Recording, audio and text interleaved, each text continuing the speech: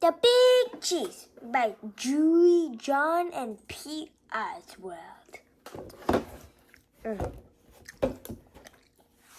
Are the characters like watermelon, long cheese thingy, cube cheese thingy?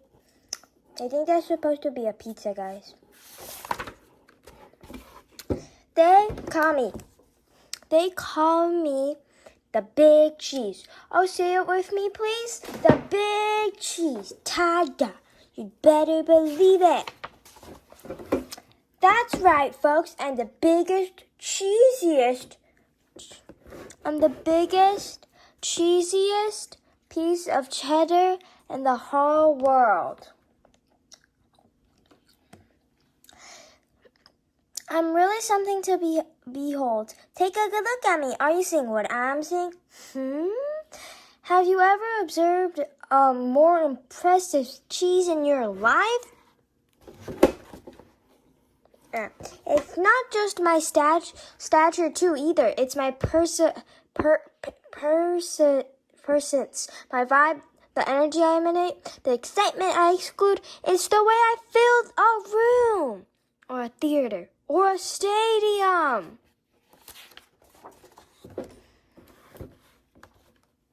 Wherever I go, I cuss a fuss. Head turn, jaws drop. Gasp, I audiobook. That's why they call me cheese. I'll say it with me. The Big Cheese. Ta-da. You better believe it.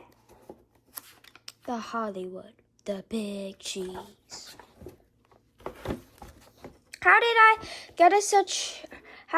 I get such a good, or should I say a good Gucci reputation? Well, I wasn't always a big shot. I grew up in a crowded patter in the tiny kitchen.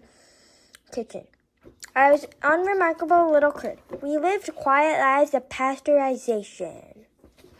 But I wasn't happy with status quo. Oh no, I wanted to make a big old name for myself. So I resolved to become a big cheese. I wanted the praise, the cheers, the spotlight, the attention, the ovation, the celebrations. I set to work, and before long, I was on the fast to success. I dressed to impress like the game on Dress to Impress, a game on Roblox.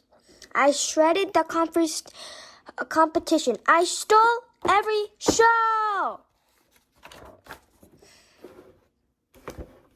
And then I'd brag nonstop to anybody who'd listen. Hey, did you see me score that goal while I was literally yawning?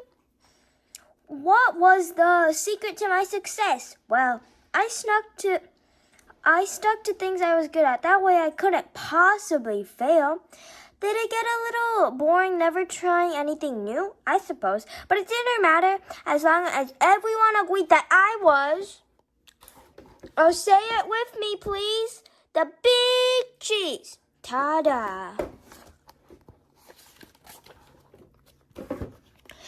But then one fateful day, I met Wedge. He was new in the town, and he seemed to be my exact opposite way. He was quiet, I was loud. He was shy, I was bold. When I dominated conversation, he kept to himself. I didn't pay much attention at first because why would I? I was too preoccupied with the center of my universe. But then, without warning, everything changed. Oh my God. Here's what happened. Every summer, our tiny village staged an all-day cheese talent. Guess who had first place trophies from the last 6 years? Oh, say it with me, please. The Big Cheese. Ta-da. You better believe it. This year, opening ceremony started at 5 a.m. sharp. I was solely primed and prepared to prevail. But first up, my foot raced, and I zipped into the lead.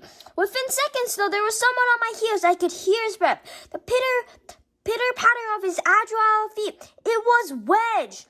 I could not believe it. Oh, he was fast. Not just fast, but skilled, disciplined. He paced himself. We were neck and neck for almost most of the race, but when I slipped on a rock pebble, Webb sped up and beat me by a nose, a cheese nose.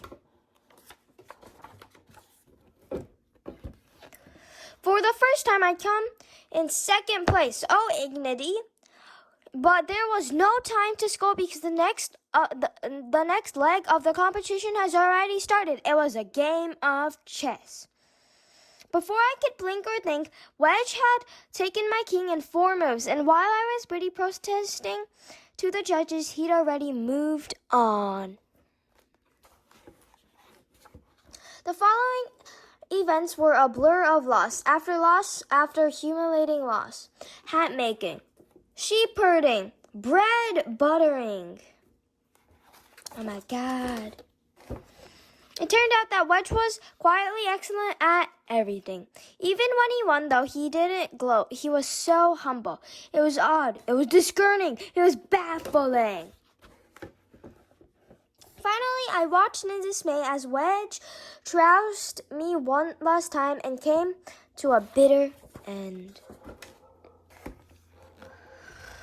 Well, bitter for me, at least. I went through every possible emotion.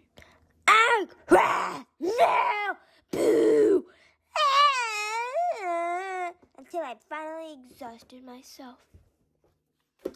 As I lay in the muck, I heard a thunderous voice making the dreadful announcement. First place goes to the newcomer Wedge Man. The crowd roared its approval. No! What had just happened? It was honestly too fatal. I closed my eyes. Suddenly, inexplainable, I felt a sense of calm come over me. I listened to my breathing, to the steady beating of my heart. Yes, I had lost again and again and again. But after all that, I actually felt okay. Relieved even. I suddenly knew that my word wasn't going to crumble. I picked up my staff, I dusted myself off, and headed home. Before too long, I spotted Wedge. He wasn't busy celebrating or bragging. He was just watching the screen go by. He looked content. We chatted for a bit. It turned out Wedge had a fascinating life story. I found myself getting caught up in a great conversation. A conversation that wasn't all about me. That day, I realized something. Maybe it didn't matter if I wasn't the best at everything. In fact, perhaps it was healthy for me to lose once. I'm sure my ego was bruised in the short term, but over time I gained some perspective on what's really important. Losing taught me empathy and humiliation. It showed me that I'd become so focused on winning that I was missing out on the joy of participating. And it helped me see that I can live with defeat even if I get a little bit angry or frustrated at first.